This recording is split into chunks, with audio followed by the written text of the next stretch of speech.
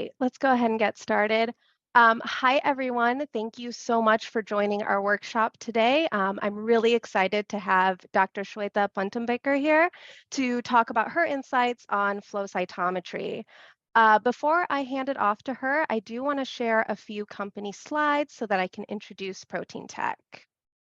So, sorry about that.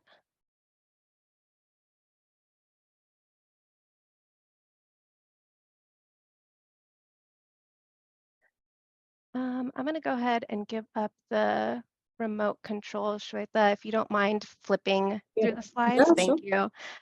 you. Can you go back one previous one? I can't. How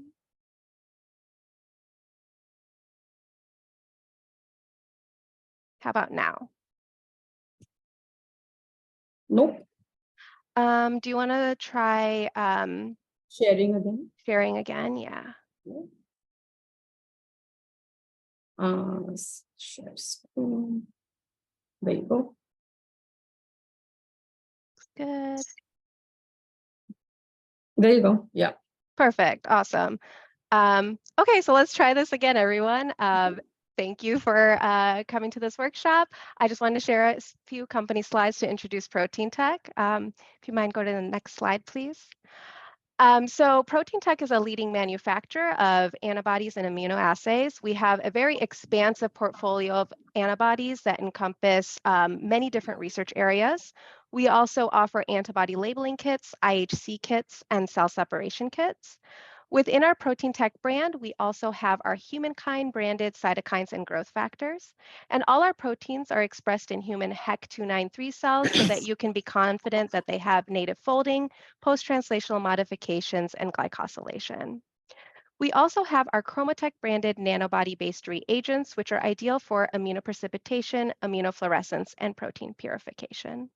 Next slide, please. What makes Proteintech different from other companies is that we manufacture all our products in-house and we sell directly to the customer. We're also very transparent about our product performance and include original validation data. Next slide. I also just want to take a moment to celebrate the success of our customers because our customers' success is also our success.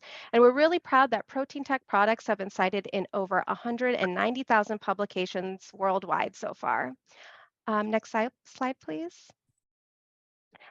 So with that, it is my pleasure to introduce our speaker for today, Dr. Shweta Puntambekar. So Dr. Puntambekar is a senior scientist in neuroimmunology at Neurocrine Biosciences, where she works with cross-functional teams and lead drug discovery projects that impact neuroinflammatory and neurodegenerative diseases. She was previously an assistant research professor and the scientific manager of the flow cytometry core services at Stark Neurosciences Research Institute at Indiana School of Medicine. During her time there, she led teams and research projects focused on understanding the role of glial cells in shaping the pathological microenvironment in Alzheimer's disease. So with that, I will go ahead and pass it off to Dr. Puntambekar. Thank you so much for being here today. Hi, everyone. Again, thank you for asking me to be here, and I'm really excited to give this talk. I have to now give a disclaimer since I'm in a company that everything that I'm going to say today is not associated with Neurocrine. This is all my own presentation, and all the data that I'm going to show you is going to be some things that I've done in my previous labs in neuroimmunology. Also, a disclaimer is that I am a neuroimmunologist by training. And so all the examples that I'm going to give you are going to be from the brain or some form of the central nervous system. But the same concepts can obviously be applied to other tissues, whatever your tissues of interest are. So let's begin. So what we're going to talk about today is a technique that allows us a rapid and high throughput analysis of single cells which are in suspension and have been fluorescently labeled with antigen-specific antibodies. The fluidics that the machines have force these cells to flow through multiple lasers, and these lasers are used to interrogate the physical, immunological, and chemical properties of the cell. So this general concept of laser-based single cell analysis can be applied to two different techniques, flow cytometry and fluorescence activated cell sorting, or FACS. So flow cytometry is essentially a technique where at the end of your run, all the cells that you have run basically go into the waste container, and what you are left with is a lot of analytical data that you can get out of the computer and start analyzing, but there is no recovery of live cells. As opposed to that, FACS is a technique where primarily the objective is not data analysis, but to recover high quality and purified live subsets from within your sample of interest. And so these live cells are then actually collected in separate tubes, depending on how you ask the separation to happen. So in FACS, there could be some amount of data analysis that you can do, but the two objectives are different. Today, we are going to focus mainly on flow cytometry, but the concepts that we will talk about are applicable to both flow cytometry and FACS, just the instrumentation is different. So with that, how this 1 hour is going to be divided is the first half of the talk is basically dealing with tissue preparation, tissue harvesting, dissociation, single cell preparation, removal of debris, and cellular staining. So everything that you will do on your bench before you actually take your cells to the flow cytometer. And then for the next half of the talk, I will actually spend a lot of time on what you do once you go to the flow cytometry core or to the flow cytometer room. So it will be based on data acquisition, analysis, and interpretation. We will talk a lot about some concepts about how a flow cytometer can distinguish between real cells versus dead cells or debris or doublets, how you can actually have controls to look at your real data, such as the compensation controls, fluorescence -1, etc.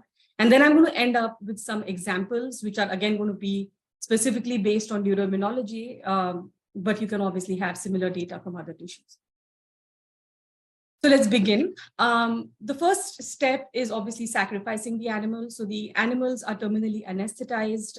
And what I mean by terminal anesthesia is that they are completely down to where they cannot feel any pain to any procedure that you're going to put them through.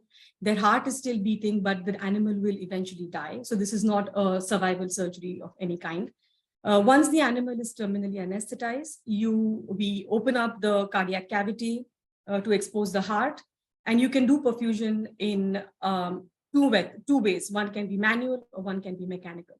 So to do a manual perfusion, you take a syringe filled with 20 or 30 mL of ice cold PBS or your buffer that you're going to perfuse with. The only thing to remember here is we are going to work with live tissue. So you cannot perfuse with a PFA or some fixative agent. It has to be something that will keep the cells live.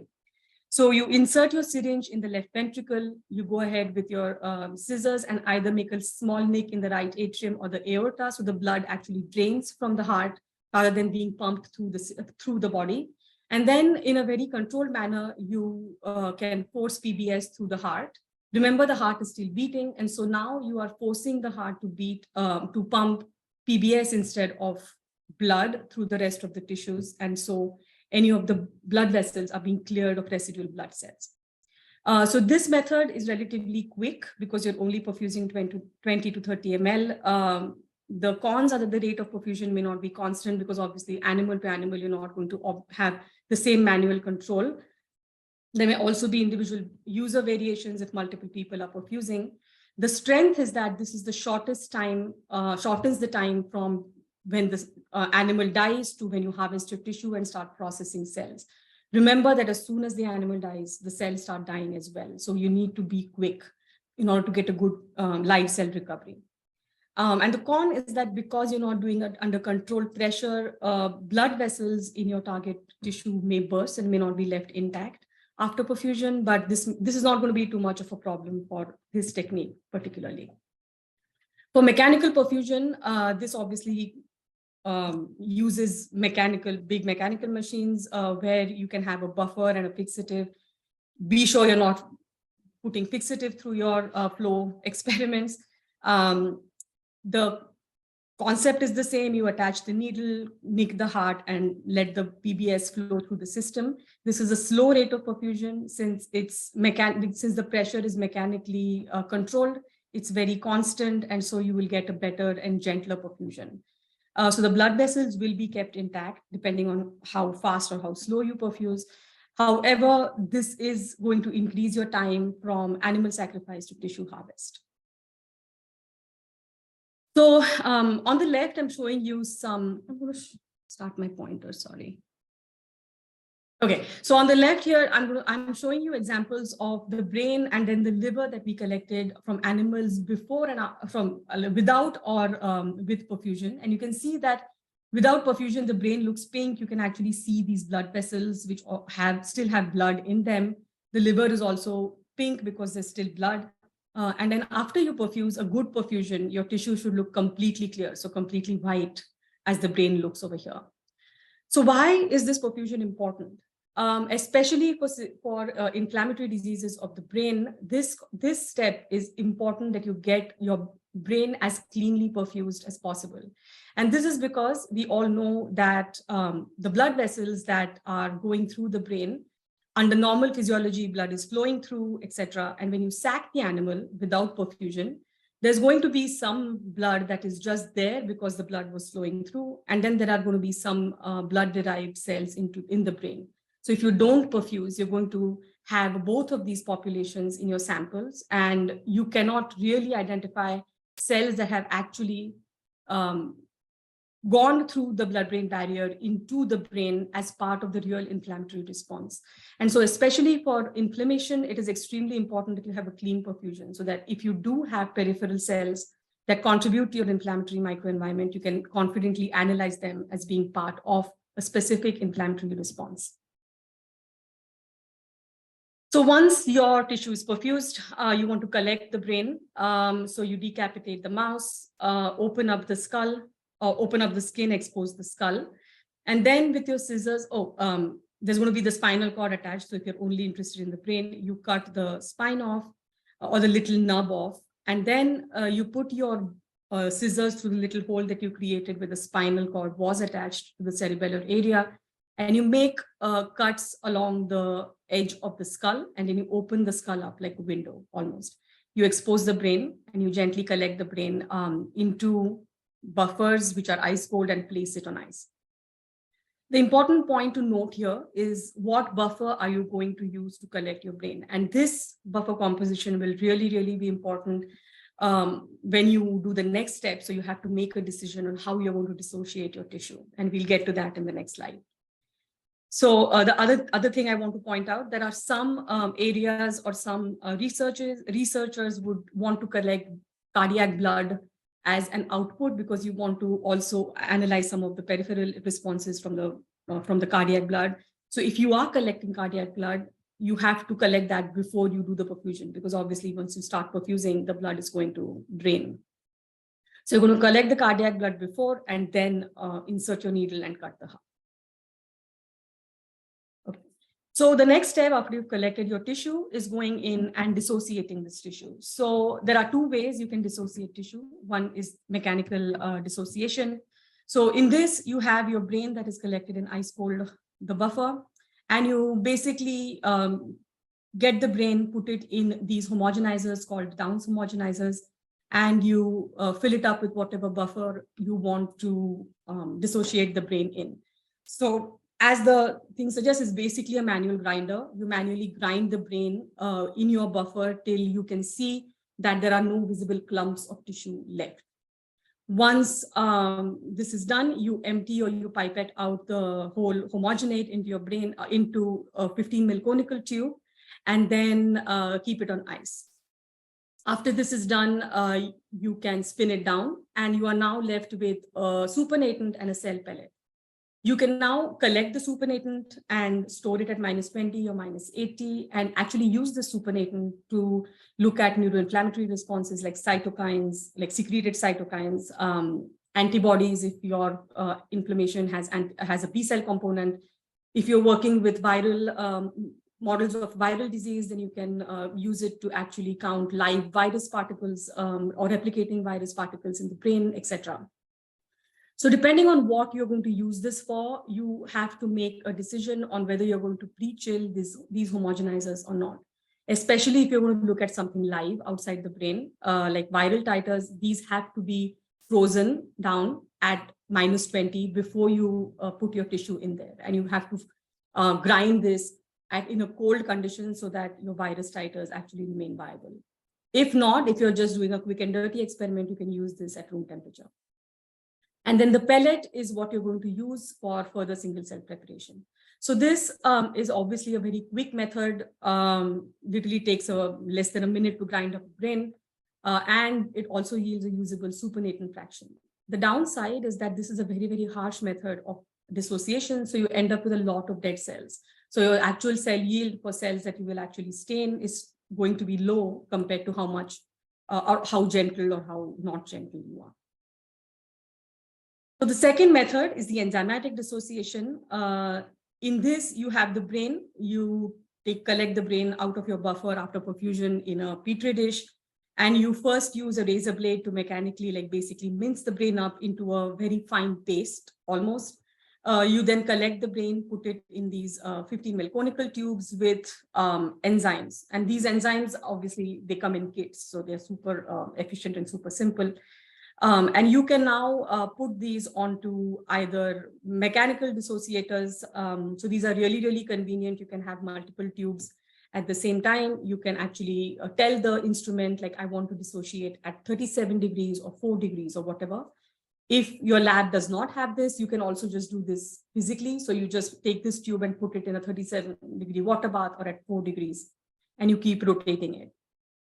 And then at the end, you are left with a homogenate, which is from your brain, from your original brain.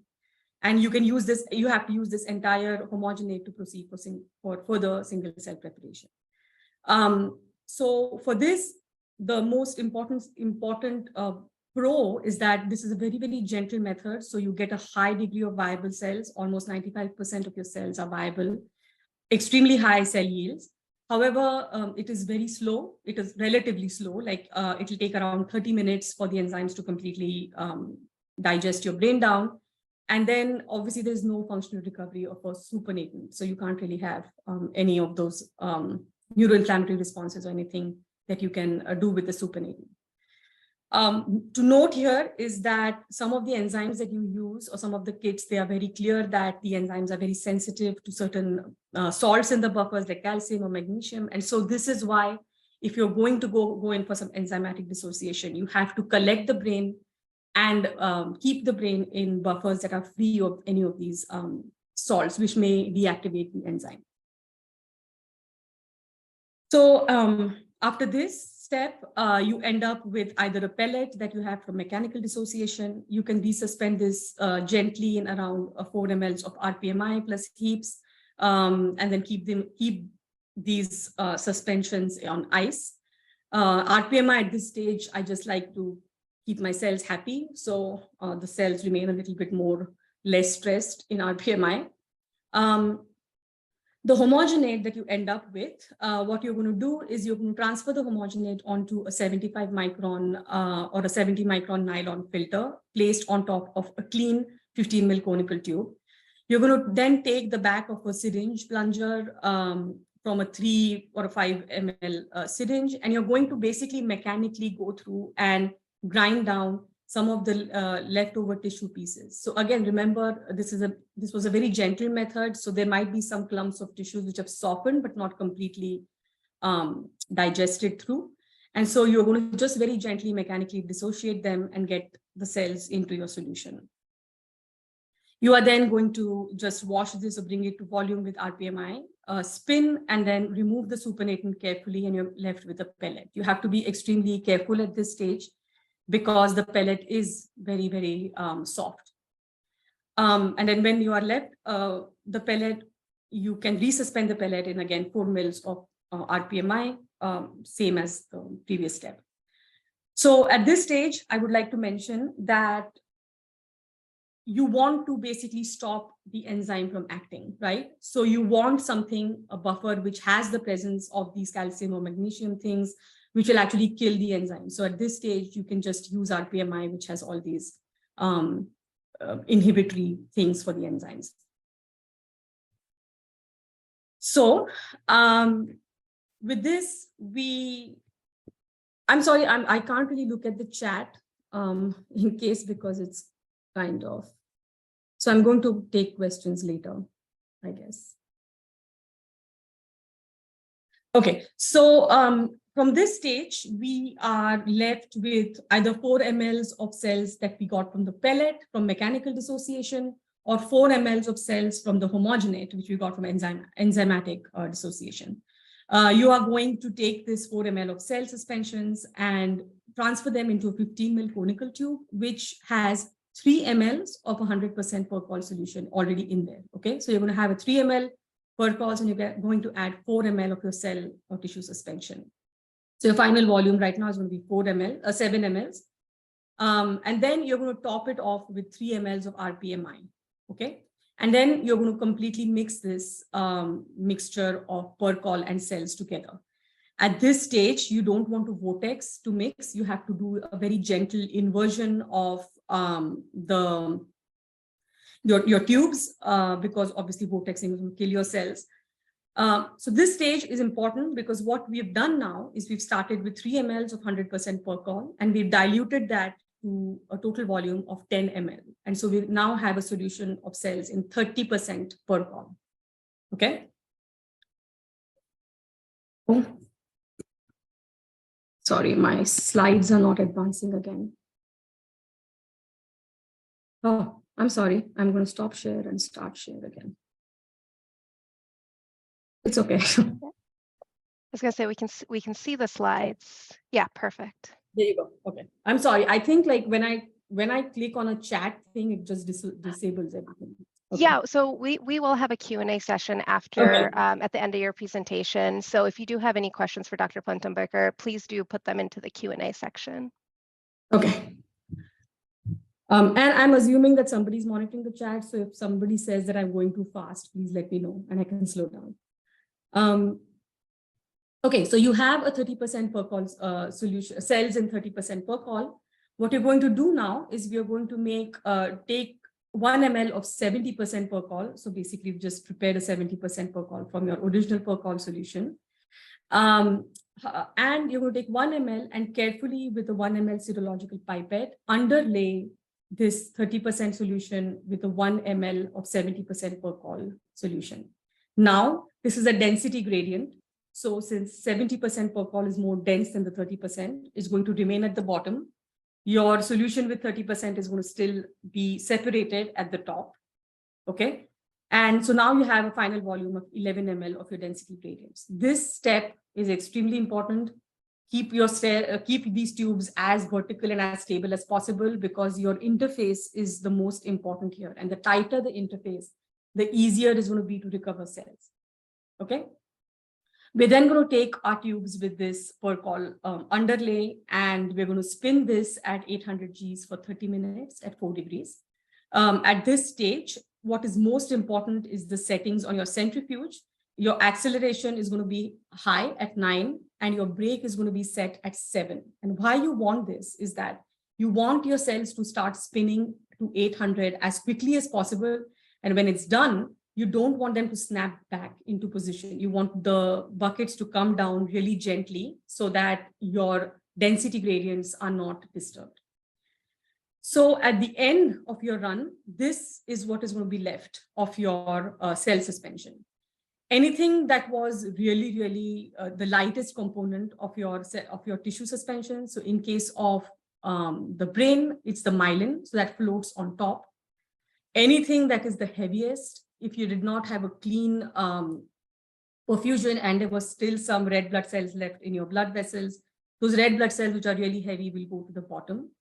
And anything of interest kind of accumulates in this interface as a cloudy layer. I'm not sure if you can see this in this picture because it's not a great picture, but this cloudy layer at the 70 and 30% interface. And those are your cells of interest. So this is why you have to be very careful in this step. And honestly, I say this only half jokingly. It's not at all exaggeration. This step is the only step that you will need any real skill when you start doing flow cytometry experiments, honestly. So you're going to get your cells of interest in this little cloudy layer at the interface. So this is a labor-intensive technique, obviously, but it is relatively cheap because percol is extremely cheap. You can get like big quantities of percol and it remains stable. So that's the only consumable you really need. other than a centrifuge and some tubes. So this is, although labor intensive, is a very cheap technique, but requires some amount of skill. The other way that you can do myelin removal or debris removal, which is easier and less like, doesn't require as much of like fine skills, is a bead-based myelin removal. So what this concept does is you start with a pellet of your cells, right? Either that you get through mechanical dissociation or post-filtration. You resuspend these pellets in 1 or 2 ml of PBS with BSA, and then you incubate these cells with beads that are specific to the myelin or debris that you want to remove. And then you use magnetic columns to remove these bead-bound conjugates. So the concept is, for example, if you're removing myelin, you're going to have a suspension of cells, which has myelin and your actual cells. You're going to incubate these with these myelin-specific magnetic beads. So your myelin is going to be bound with these little magnetic dots. And then when you pass this through a magnetic filter, all the bead-based bound stuff is going to attach to the magnet, and all the non-bead-based bound stuff is just going to flow through. And you're going to collect this flow through of a myelin-free containing cell fraction. Okay, so this is relatively really simple. However, it does require you to buy extra kits such as the myelin beads, and it requires you to have specialized magnets. So it is slightly more expensive, and not all labs want to really invest in it if that's the only thing you're going to do with the bead-based fractions. So either way, if you are doing the Percol-based dissociation, Percol-based density gradients, you're left with this at the end of your spins, right? So you're gently going to aspirate off a pipette of the myelin layer and then the overlaying media up to the 4 ml mark. Be very gentle because again, the cloudy layer is really, really finicky and any little disturbance can set it off. Then you're going to go in with the serological pipette and collect carefully the cells at the interface and the little bit of media, the 4 ml media that is left on the top. Make sure you don't go too low because otherwise you're going to contaminate your sample with these red blood cells as well. So you're going to collect off the aspirate of the interface and the overlaying media into a fresh conical tube. So at this stage, you either have some cell suspensions in a conical tube coming from your density gradients, or you have your flow through that you've collected with the end of your magnetic bead isolation. You bring it to volume using 10 or 15 ml using ice cold RPMI. This is just a washing step basically. And you spin these down and you carefully remove the supernatant. So you're left with your cell pellet that you will actually stain and block for your actual flow cytometry experiment. So now, before you incubate your samples with your antigen-specific antibodies, you have to understand the concept of a non-specific Fc receptor-based binding. So all of the cells in any tissue express endogenous Fc receptors, and these receptors can non-specifically bind to the Fc portion of your antibodies. So when you actually incubate your cells with an antigen-specific antibody that you want to label an antigen, say A with, there can be antigen-specific interaction, but there could also be non-specific interaction with the Fc receptor, and this will result in increased backgrounds, this non-specific interaction. So what we can do is we can pre-incubate our cells with an Fc blocking antibody. And then after this, the cells have been pre-incubated with the Fc block, you can now add your antigen-specific antibody. So the output is that your Fc receptor has been blocked by the Fc block. So only thing that will bind is the antigen-specific interactions. And those would be the ones that you analyze on the flow cytometer. Okay. So now, great, we've gone through the whole process. We've collected tissue and we've stained our cells, we've blocked our cells. So the part of working on the bench is done, and we are now going to move into the flow cytometer to start collecting samples. Okay. Before I jumped ahead of myself. I just want to introduce two concepts. So in flow cytometry, you can stain for antigens that are expressed on the surface or anywhere in the cells. For example, if you're staining for surface antigens, let's say that you have a cell that expresses antigen A and antigen B, you can use multiple antibodies to stain for multiple different surface antigens on the same cell.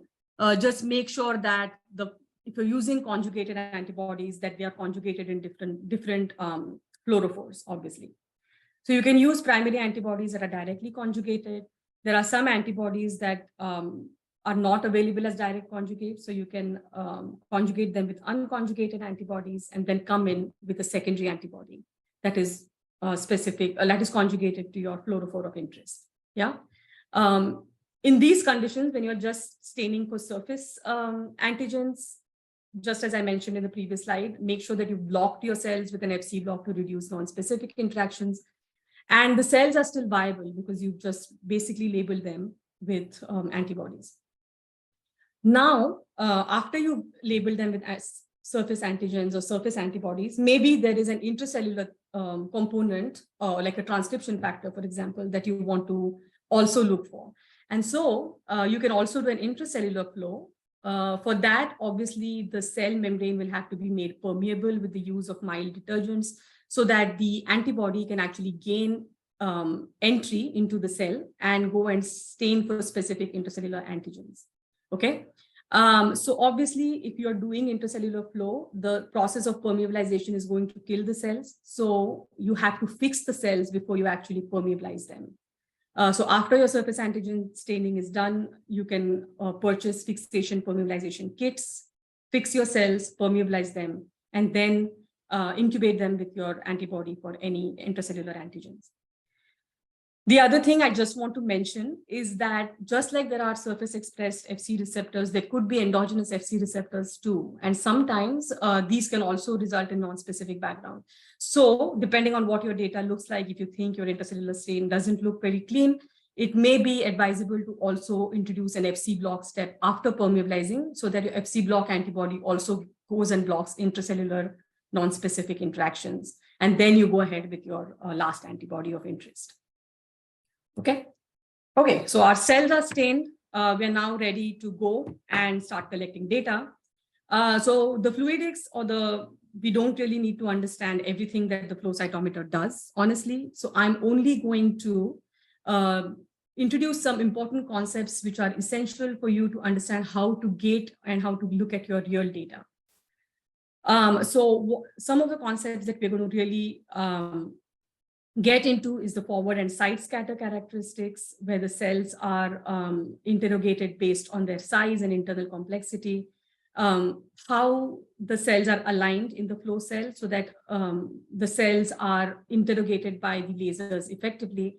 And then we're going to spend a lot of time in understanding how we can get clean data out of the flow cytometer. Okay. So the first concept is, how does the flow cytometer really understand to identify real cells from dead cells or debris or something like this in the first pass? And what the flow cytometer does is it looks at cells when they first come through on the basis of two parameters called the forward scatter and the side scatter. The forward scatter is a parameter that measures the size of the particle, and the side scatter is a parameter that measures granularity or internal complexity of the cell. So let's start with forward scatter since it's slightly less difficult to understand. Imagine that there is a small cell and it gets hit by the forward scatter laser. There's going to be a particular amount of light that is diffracted based on the size, and this is going to be read out as a particular intensity on the forward scatter plot.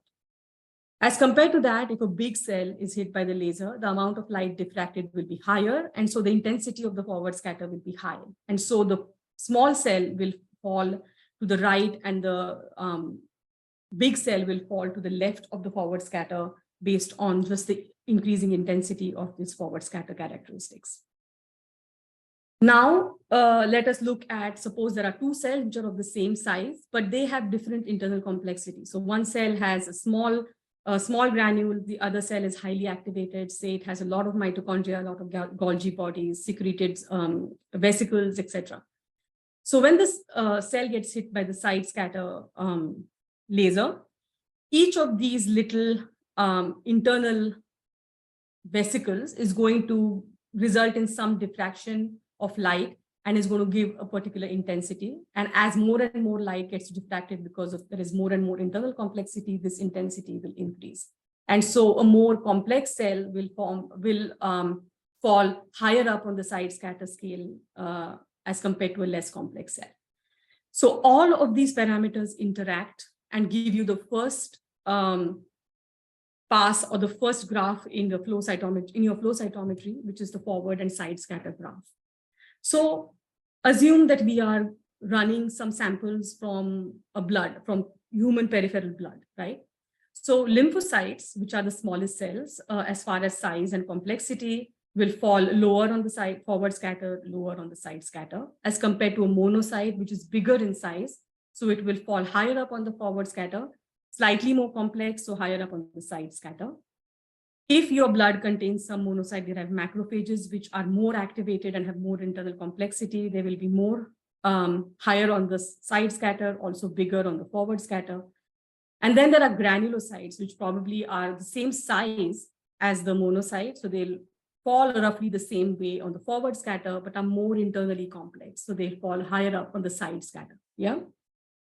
And so that's exactly what a PBMC plot looks like. You will have your lymphocytes, your monocytes, and your granulocytes, which are nicely spatially separated from each other from a forward and side scatter perspective.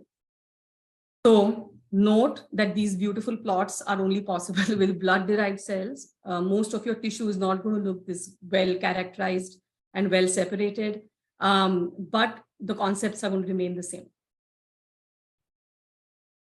The next thing that the flow cytometer does is the ability to distinguish between a single cell versus a clump of cells or a doublet. Okay, and why this is important. Suppose that you have an experiment where you have stained your samples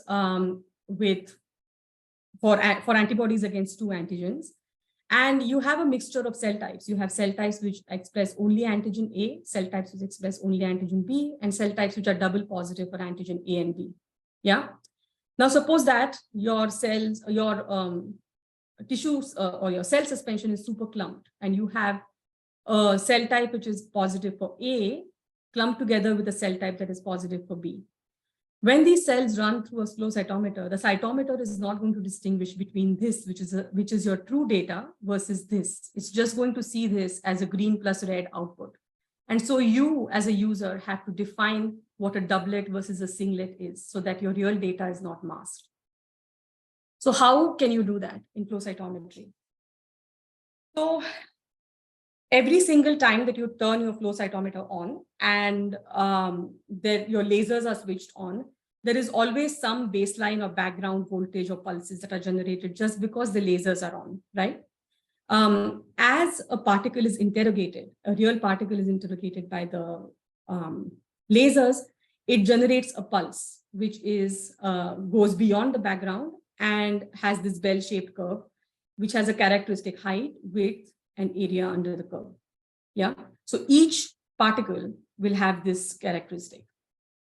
How is this pulse generated? So if you have a single cell that enters the path of the laser, as soon as it starts entering, it's going to start generating that pulse. When it is in the center of the laser path, it's going to be at the peak of the pulse. And as it leaves the path of the laser, the pulse is going to go down and return down to baseline. Okay, so this is going to be your pulse for a single cell.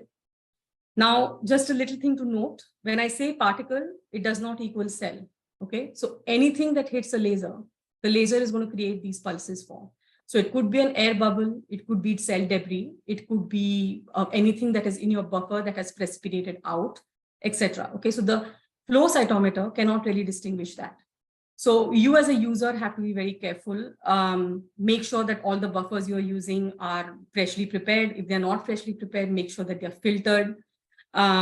Make sure that you are filtering your cells before going to the flow cytometer so that any of your clumps are dissociated into single cells, or your debris is removed. Sometimes the fluidics or the little tubes that carry these cells through the lasers, they themselves will have air bubbles in them. So what most cytometers are equipped with is something called a prime function, where you can ask the cytometer basically to push air in the opposite direction. So it basically just forces the air bubbles out of the fluidics. And that way you can get all these air bubbles out. Okay, so you know what a pulse looks like. So how can doublets be generated in your data? So for example, you run your sample on a flow cytometer, you can run it at low speed or high speed. When you are running at low speed, basically the cytometer creates enough of a pressure difference so that once the sample gets sucked into the flow cell, the cells are aligned in a single file like this, and there is sufficient distance between two cells as they pass through the laser systems. And so as one cell passes, it creates this voltage pulse. There is enough time between the next cell to come in. And so discrete voltage pulses will be created for each cell that goes through each of the lasers. As against that, if you are running under high speed, so this is very common. It's not a bad thing to do, because most of the time your flow days are really, really long. So, you want to get it done. So you are running at high speeds. That's okay. What that does, though, is that it basically does not allow cells to be aligned in a single line. And so one cell may hit the laser before the next cell has completely gotten out of the path of the laser. So for example, you have this pulse which was started for cell 1. The cell 1 has started to move out of the path of the laser, so the pulse is going down. But before it can go back to baseline, the next cell has come in. And so now it has created this second peak. So this will be created or seen as a doublet. So that is one thing. This can also happen if you are running cells at an extremely high concentration, even if you're running at low speeds. So that can happen as well. And the other way doublets are created is clumping. So for example, you have a single cell, goes through the laser, creates this beautiful little graph. But if you have a clump of cells, the first cell goes in, it creates this pulse, but then the entire clump has to go through, right? So till the clump is going through, this is going to create this big wide area under the curve graph. So this is a true doublet as compared to this, which is an artificial error, kind of. So this is what your singlet versus doublet looks like. So when you start collecting your data, you're going to look at height versus area. Over here I chose forward scatter height versus forward scatter area. You can use side scatter, whatever you want. The concept is going to remain the same. So anything that falls along this diagonal, right, means that the height versus the area ratio has remained constant. So this is a singlet, a true singlet.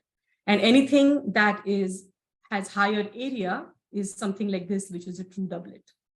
Okay. Now, again, drawing this little rectangle, which is called a gate, is up to the user. This is not something that the flow cytometer does by itself. You have to tell the flow cytometer that, okay, these are my singlets and this I want to exclude. Okay. Okay, so this is what, doesn't matter what tissue you are processing, whether it's the brain, whether it's lymph nodes or whatever, these are always going to be your first graphs. Your first graph is always going to be singlet doublet discrimination. So here I'm showing you forward scattered height versus area.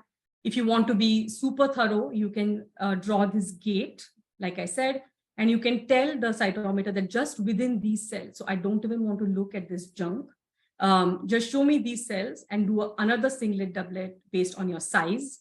So this is your internal complexity of singlets. And then just within those, I do not want to see this. I now do a forward and side scatter where I look at my actual cells. Okay. And this is what I use for my any downstream analysis. Like I'm showing you here, this is for dead cells versus live cells.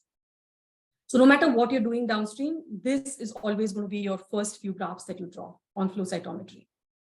So a few tips to reduce doublets. Again, run speeds at low samples, low pressure to make sure that you're aligning them in this single file.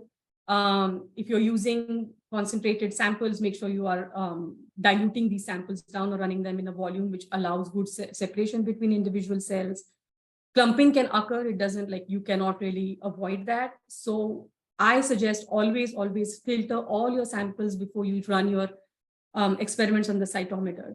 most users, sometimes what they do is that they have a filter date on day 1, and then they fix those samples. And then because it's a long day, they're like, okay, I'm just going to run my samples tomorrow.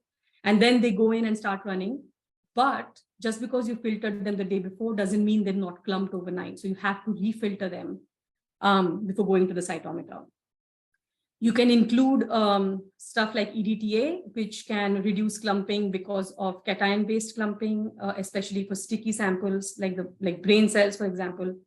And then if you do think that you have a lot of dead cells in your samples, right, you can actually, the dead cells can release DNA, and DNA itself extracellularly can cause cells to clump. So you can include DNAs in your sample buffer so that the DNAs is removed. Okay, so you have created your forward scatter, side scatter, you created your doublets out, and you're ready to start analyzing your stem cells, right? So this, again, as any technique that does lasers, the concept is that suppose I have this experiment where I've stained with something that fluoresces in PITC and something that fluoresces in PE. I have a PITC specific laser that excites just this fluorophore and creates a PITC emission spectrum. And then I have a P specific laser that excites this fluorochrome, causes the P specific spectrum. Yeah. It is these emission spectra that are going to result in your data. Your flow cytometer is equipped with really good filters. So any of these spectra, like light spectra, overlap, and there's always going to be some overlap. So these filters basically do get rid of a lot of these non-specific overlapping signals. Because of these filters, this will not even be seen. But in spite of that, you can appreciate that there is a good deal of overlap. So this, something that is seen through the FITC filter, is actually coming in from PE, and something that is still seen through the PE filter is an overlap that is coming in from FITC. So how do you know that these double positive cells are actually the real positive cells and not just spillover from this non-specific spectral overlap? So this is actually a really, really big strength of flow cytometry, that you can actually correct the spectral overlap using something called single colored controls. So again, with this little example, your single colored controls are going to be unstained cells or unstained, something unstained to give you a negative or the background. And then you're going to include controls which are stained only with one antibody at a time. So you're going to have cells which are stained with just the FITC positive antibody and just the P positive antibody. Okay. So one really common mistake that users make is that they make single colored controls, but they fail to come in with an unstained control. No, you always have to have an unstained to define a negative. Okay. You cannot use the peak from your single colored controls as your negative control. So now suppose that I run my FITC labeled single colored control. So I know I have only labeled in FITC, so I should not see anything in PE. But when I run my sample, this is what my data looks like. I have this FITC positive, PE positive, which I know is not real. This is because some FITC is going into PE. So I have to remove this FITC spill over from my PE channel, and I can do that with compensation and bring this back to 0. So now everything that is fluorescing is in FITC. Okay. Similarly, if I run my PE positive control and I see a FITC positive signal, I know this is not real. This is anything coming from PE into FITC. So I will then subtract this PE fluorescence from the FITC channel and then get everything just in the PE channel with nothing in the FITC channel. So this is what is known as compensation controls. And what we really need to understand is that PE minus FITC versus FITC minus PE are two different things. You are looking at two different lasers and two different spillovers in this way. So tips, what do you use to stain for single colored controls? Rule of thumb is that a good single colored control should have distinct peaks for a negative and a distinct peak for a positive. That is your rule of thumb. So any decision that you make is going to be based on that framework. So a lot of people like using cells. So the advantages are that obviously if you're using the same cells as your actual experiment, your forward scatter and autofluorescence properties will be the same. So you can actually look at what they look like and how much they can contribute to your actual samples. Disadvantages is that this is obviously wasteful. You may not always have enough cells to designate into your actual test samples and as separate single colored controls.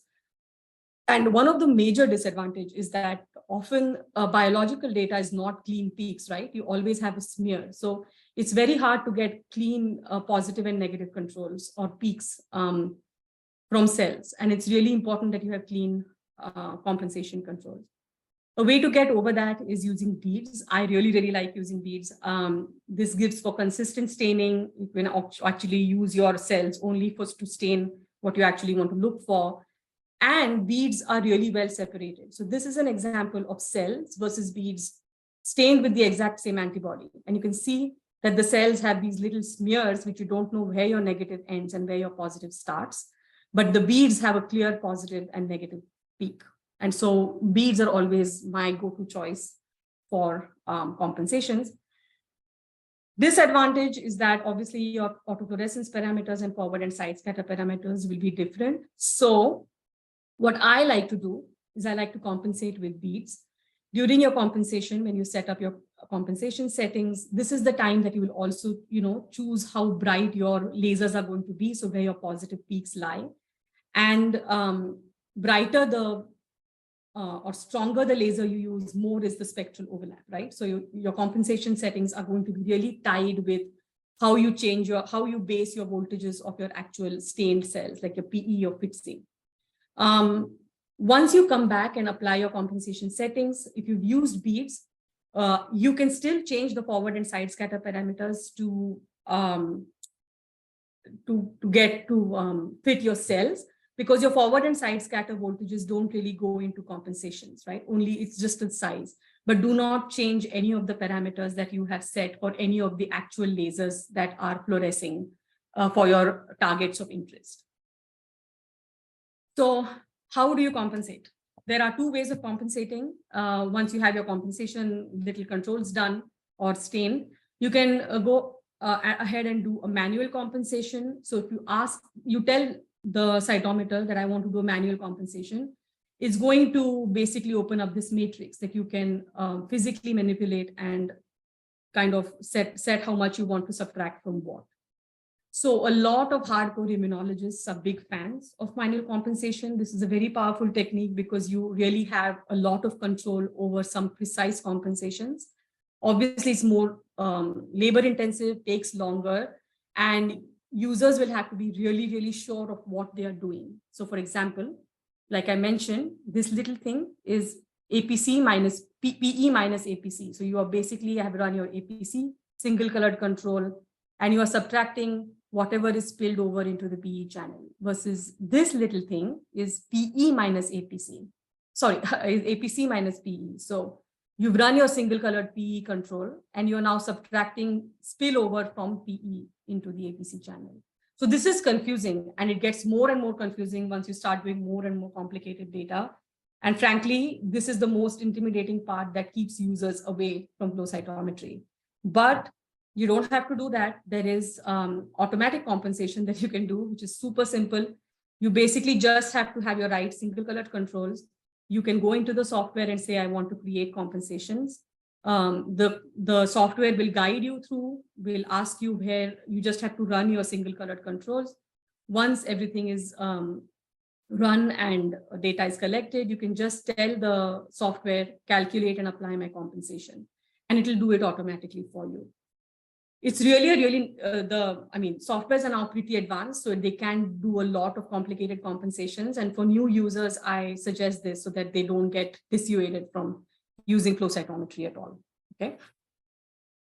So now you've compensated, you have everything set. Are you ready to go? Can you start analyzing? You can, but you need a few more controls. So the last bit of controls that you need is something called a fluorescence. You may need is a fluorescence -1 control. And this is really recommended if your positive population is a smear, or you're looking for something that is super rare and you really, really want to know that this is the true signal that I'm looking at.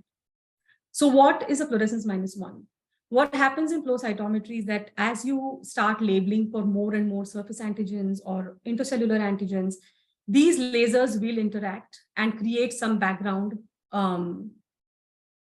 create some amount of background which cannot be corrected by using compensations or using any kind of blocking, because this is just laser background that is created by lasers interacting with each other. So for example, if I compensated, everything has gone well, and I put my unstained cells in, and this is my threshold for unstained, right? Anything above that is PE stained. And I then run my PE, my sample that is stained in my PE, which is my target of interest. And I see, great, this is this huge population of PE positive cells. And this is where I say this is my real population. But look at this. If you have a control, which is called the PE-FMO or PE fluorescence -1, so you have labeled with everything in FITC and APC, but you've not included the PE antibody, and you're looking at the PE, you can see that there is this huge background, which is just generated because your APC and PE are just interacting with each other and spilling over into the PE channel. And so your real threshold now is above this. So your real positive data is this and not this entire thing. So this is the strength of a fluorescence -1. Okay. So when would you need fluorescence -1? Do you have to include fluorescence -1 in all? No, it's not necessary. What is recommended is that if you are using an unvalidated antibody, or if you are using something that is super rare and super precious, your output, then always use a fluorescence -1. And then the last bit, almost done, I swear, is other types of control, such as the isotype control. This is a very simple concept. Antibodies have a variable region and an FC region. So the isotype controls basically are making sure that what you see binding is actually specific for the antigen. So the variable region has been mutated, so it's no longer specific, but the rest of the antibody backbone is exactly the same as your primary antibody. So host species, the heavy chain, light chain, fluorophore, everything is the same except for that. So when you incubate your cells, an isotype control ideally should not bind, whereas a primary antibody should bind. And then a secondary antibody only control, again, a very simple concept. If you have used secondary antibodies, then you just incubate your cells without the primaries, but with the secondaries. So if the secondaries are non-specifically binding, then you will know. Okay. So with that, I'm going to end with a few short examples. I'm not going to belabor this point. So my first example is going through and looking at a animal model of Alzheimer's disease. So Alzheimer's disease, as you know, is a disease of aging populations. We have amyloid beta plaques and neurofibrillary tangles, which result in neurodegeneration and memory loss. And so the data I'm going to show you is from a transgenic animal from just which has these amyloid plaques. So when you stain for microglia within these brains, you can see that these microglia have really clustered around these amyloid plaques. And by IHC, this looks like a nice homogeneous population, which is, walling this plaque off. But transcriptionally now, the AD field knows that these are not a homogeneous population. These populations are extremely heterogeneous, so that you have a subpopulation of motile microglia, dystrophic microglia, amyloid responsive microglia. And so all of these do different things in the brain. So how do we target these, and how can we find functional differences? So one of the primary functions of microglia in AD brains is to, in AD brains, is to basically eat up this amyloid beta and remove it through endolytic degradation. Okay, so this whole process of eating and removing is part of plaque clearance. So to identify this plaque clearance, or to actually monitor this plaque clearance, what we did was we had our AD transgenic mice. We injected them with a dye that can go into the brain and label these A beta particles or deposited A beta. We went through this entire flow scheme that we went through in the first half.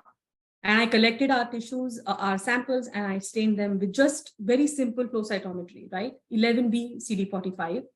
Methoxy is the dye that has penetrated the brain. So the concept is that anything that has eaten a methoxy positive A beta particle will be positive for methoxy. And then I'll have stained them with this dye called lysotracker, which basically stains for all this endolytic activation markers of endolytic activation. So just to note, this animal model does not have any infiltration from peripheral tissue. So we know that everything that we see are the microglia. And so again, a quick similar analysis that I have shown you in the last slides, I gated on my singlet cells. From my singlet cells, I had a live cell gate, sorry, from my live cells. I then identified my CD11b positive cells, which are the microglia. And then from the microglia, I now looked at just their CD45 expression. This is a very simple flow scheme. And I could see that in the B6 animals, right, healthy animals, while most of the microglia are CD45 low, in the AD animals, you now have this huge population of microglia that is CD45 high. So again, just based on this, we have been able to identify two subsets of microglial populations. And when I now specifically looked at CD45 low versus CD45 high microglia, I could see that while 34% of the CD45 low have taken up methoxy, 71% of the CD45 high are positive for methoxy. So I again know from this really simple analysis that my CD45 high microglia are the highly phagocytic microglial population. And then even more complex is that within these, we can actually define other subsets of A beta high versus A beta low microglia, right? So doing this really simple analysis, you can now get to various functional outputs in these microglial genes. I'm going to skip over this because I think we're running out of time, but you can also now differentially go into looking at each of these different subsets and looking at their endolytic activation separately, because this is important, because this means different things in the brain. The second example is I'm going to leave you with is an example of coronavirus-induced demyelinating disease. So in this model, this is a coronavirus which can actually go to the brain and start replicating in the brain, and can by 5 days the virus replication can stop and can go back to baseline. So we can't really see any replicating viral antigens. But the viral RNA remains there for the rest of the life of the animal. So this is a chronically infected animal. What we can see in this model is that as the virus actually gets controlled, we have this pathology, which is demyelination, which can be seen as loss of myelin in the spinal cord. So this is viral-induced MS-like disease. And what is different from this example than the last is that this disease has a very critical and high infiltration of peripheral immune cells, such as the macrophages and the T cells in the brain. And so the strength here is that we can actually now start analyzing central versus peripheral immune cells within the brain and their contributions to inflammation. So if we look at CD45 and 11b, we can identify the microglia, CD45, 11b positive macrophages, which are from the periphery. And then these cells, which are the CD45 high, 11b negative, which are the T cells. And we can now, within this whole myeloid population, and differentially analyze microglia from the macrophages to look at their contributions to pro-inflammatory MHC class 2 populations at different stages of the disease. And so if I had just stained this with an IHC, I would just see one population of MHC class 2 positive cells. Whereas by flow, you can now see these are like 4 different populations in the brain. You can also look at T cells in the same little tube. So these are not tubes from separate animals. This is all stained within the same tube, where you can identify CD4 and CD8 T cells. I can now do intracellular flow to look at their cytokine, various cytokine producing ability. So IL-10, which is a anti-inflammatory cytokine, you can see that is made by the CD8 positive cells throughout the disease. But in the chronic phases of the disease, these IL-10 producing CD8 cells disappear from the brain, whereas the CD4 T cells, these IL-10 producing CD4 T cells persistently remain in the brain of these chronically infected mice. And similarly, I have this is an example of doing another pro-inflammatory cytokine like interferon gamma. And then in the same study, in the same tube, you can also look at what kind of cells are producing your IL-10. So we have stained with an intracellular antibody for FOXP3, which is a transcription factor for regulatory T cells. And we've seen that there are 2 classes of regulatory T cells, which are CD25 negative, FOXP3 positive, which are the non-classical and then the classical.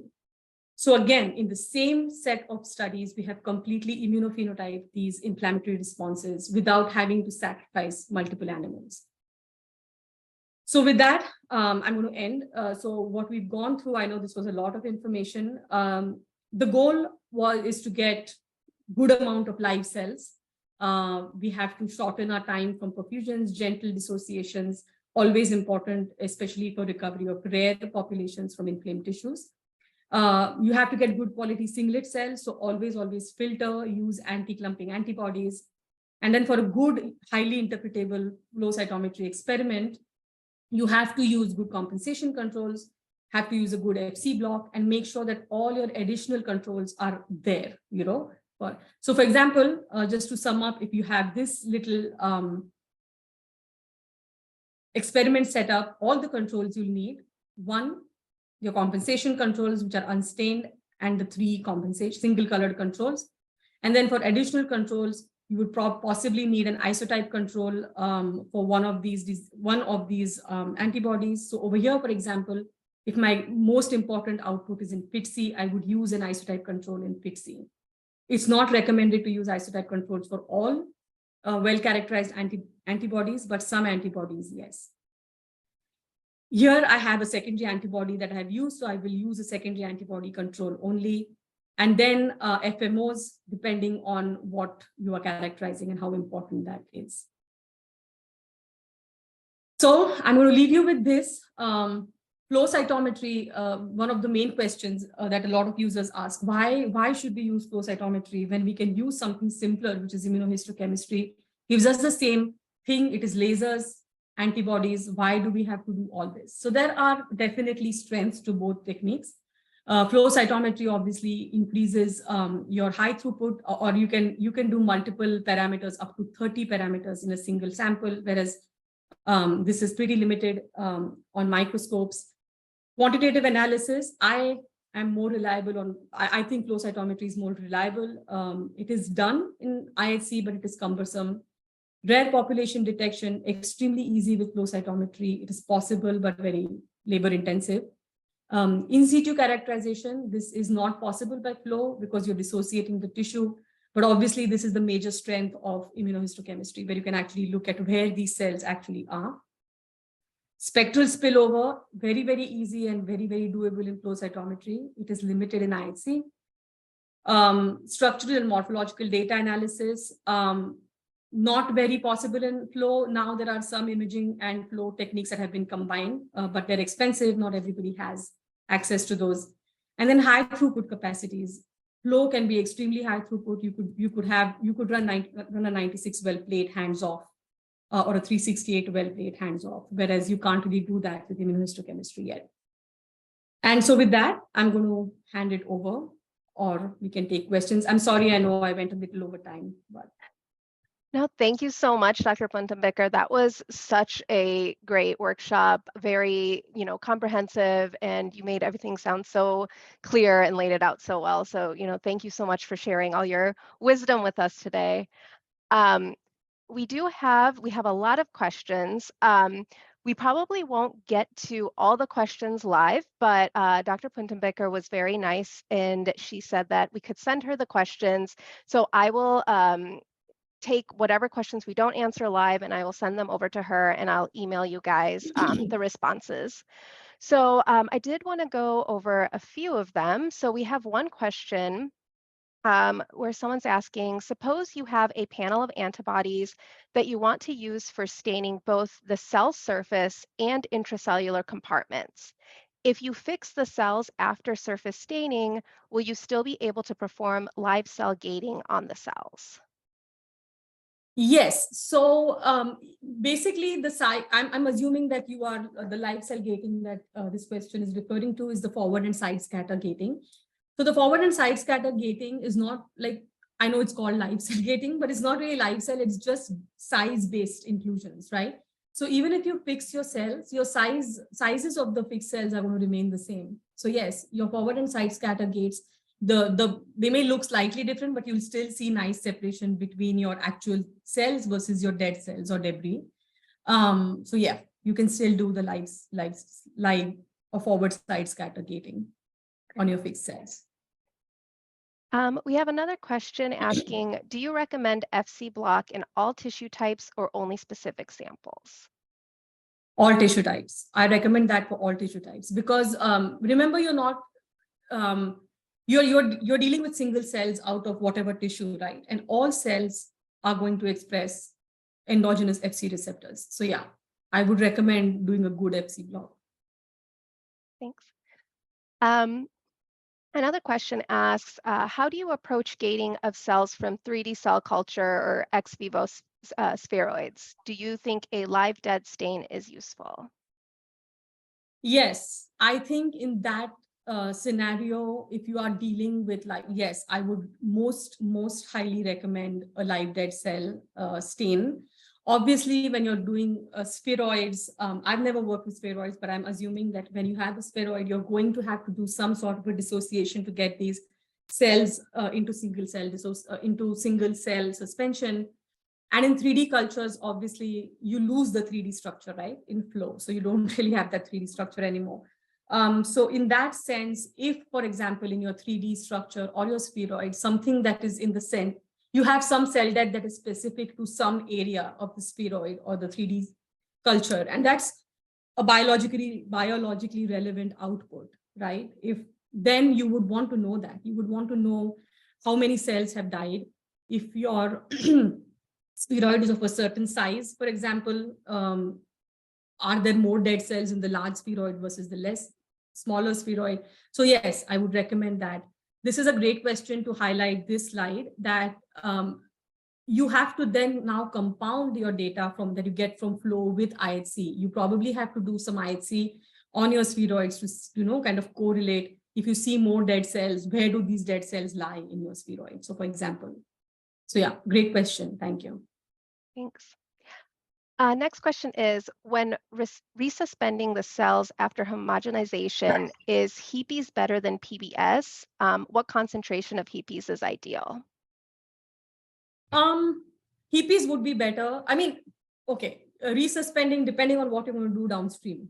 Yeah, if you're going to now straight go, or you're going to put your cells at flow, you're going to put your cells on ice for some time because you're processing more samples, or those cells are going to go back into culture because you've kind of I know we've talked about flow cytometry, but let's say you have done a FACS experiment and you've kind of isolated your cells into a collection buffer, and you're going to go back into culture, then yes, HEPES is important because it keeps your cells nice and happy.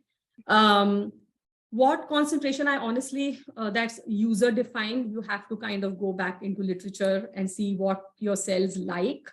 What I like to do is if you don't want to make those decisions because you don't want to go into millions of papers, what I would recommend is use a normal RPMI buffer, which has a standard HEPES concentration in there. Most times it's easier to find papers to give you exactly what RPMI they use with what concentration, and this is what I use for XYZ tissue. I would use that as my resuspension buffer, so you don't have to make those decisions based on multiple users saying multiple different things. Thank you. Next question asks, how would you prepare tissues for cell types that have surface proteins, i.e. junctional proteins, that carry the risk of internalizing during processing? Great question. So for this purpose, I think that what I showed you, the enzymatic dissociation, there are enzymes that are they're not very harsh. So for example, acutase or something like that. I'm just using an example of acutase here because this is one enzyme that I use in my neuroscience research. But there are enzymes that could be very gentle, and you could do this dissociation at 4 degrees rather than room temp or 37. So this is a very gentler dissociation and can keep the integrity of these proteins on the surface without them being internalized. So you can easily do that. If your tissue just requires you to dissociate at 37, for example, there are certain inhibitors that you can add, inhibitor cocktails that you can add to your tissue prep, to your dissociation enzyme mix, which will actually inhibit the internalization of certain things. So yeah. Great, thank you. So the next question's asking, is FACS buffer that has BSA or FBS enough for FC blocking? I would say no. I would, yes, BSA and FBS themselves can non-specific and also like block certain non-specific interactions. But sometimes there are some endogenous Fs. So FC receptors can be of various kinds, right? There's not just one FC receptor. There are various classes of FC receptors in cells. And so BSA or FBS is not really efficient at blocking everything at the same level, let's say. So I would recommend using FC blocks. They're super cheap to buy. And it's really literally like 1 microliter of your antibody in your entire cell sample and just incubate them on ice. I am a big proponent of the FC blocking antibodies because it's really a clean block for most things. Great. So I think we have time for maybe 2 more questions. So the first one is, does running samples at low speed increase detection? Yeah, it does. I'm assuming you mean detection of like particular subsets of your cells of interest. It does increase the chances of detection, because like we mentioned, it reduces the chances that you are going to discard something off and not analyze something because you considered that a doublet, right? Because the cells didn't pass through in a single file.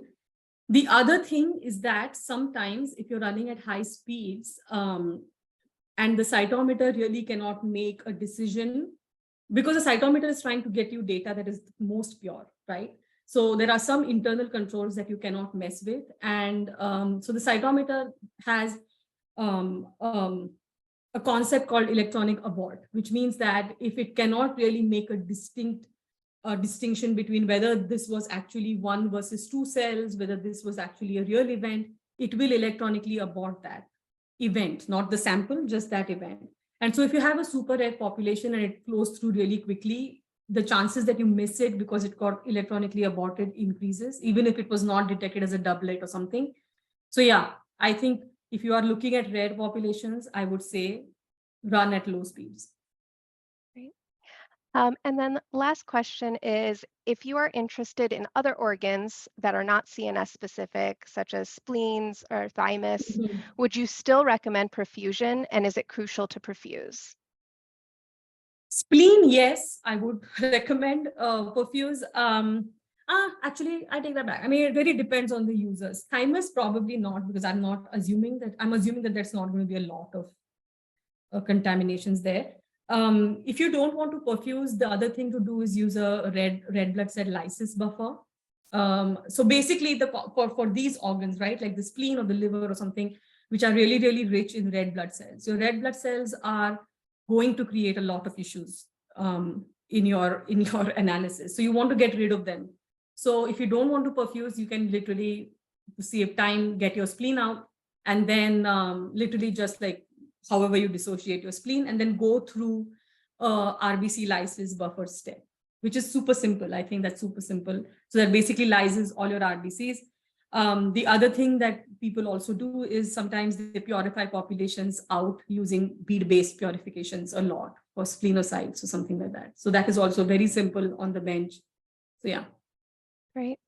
Well, thank you. And thank you everyone for all the great questions. As I mentioned, since we didn't get to all of them live, we will reach out by email and make sure that we answer your questions. So for the last few minutes, I did want to share a few product slides that might be interesting for our audience today. Shweta, do you mind Yes. running the Going through. slideshow since we have some technical difficulties? Thank you. So the first product that I want to highlight are our conjugated primary antibodies. So Proteintech offers primary antibodies that are directly conjugated to our Coralite Plus dyes. And our Coralite Plus dyes cover a wide range of wavelengths for easy multiplex panel design. They also have unmatched brightness and photostability and are equivalent to Alexa Fluor in their spectral profile. All our conjugated antibodies undergo stringent validation so that you can be confident that you will obtain reliable results. And because of their quality, they are perfect for precious samples and low abundant targets. Next slide, please. So I also want to highlight a new addition to our portfolio, which is our flexible kits. And flexible is a novel antibody labeling kit that uses an affinity linker to conjugate fluorochromes, enzymes, and molecules in any buffer condition. The protocol for flexible is quite easy and it only takes 10 minutes. So within 10 minutes, you can label any primary antibody regardless of the supplier. Because of its ease and speed, it's really easy to rearrange your panel for flow cytometry. Next slide, please. Proteintech also offers conventional dyes for flow cytometry application, including FITC, PE, and APC. We also offer Atlantic Blue, which is spectrally similar to Pacific Blue, and Cardinal Red, which is spectrally similar to Alexa Fluor 594 and Texas Red. Next slide, please. Proteintech also offers supporting reagents and kits for flow cytometry, including isotype controls, secondary antibodies, viability dyes, cell health assays, and fix and perm buffers. Next slide, please. So as an attendee of today's webinar, you will receive a follow-up email that will have a link where you can request a free 20 microliter unconjugated antibody sample. You will also receive a discount code, which is good for 25% off one full-sized antibody, and this can be used on either our conjugated or unconjugated antibodies. You will also receive a certificate of attendance and also a recording of this webinar. And I just want to mention that Proteintech does have over 3,800 antibodies that are validated for flow cytometry. Next slide, please.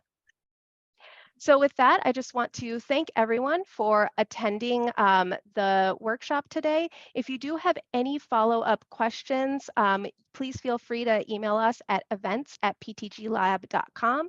If you liked today's webinar and want to know more about future webinars that we have, do follow us on our socials because we post about our events there.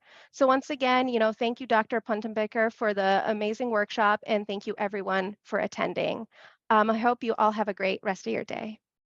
I'd like to add this. Anybody has any follow-up questions for me, feel free, Frida, to share my email. I'm always ready to talk flow. Okay. So if you guys think of any questions once you start running your experiments, which may be in 2 months, and you want to contact me for something, I am extremely available. So don't worry about it. That's great. We'll include your email in the follow-up email as well then. Thank you so much. Great. Thanks so much, everyone. Have a great day. Thank you.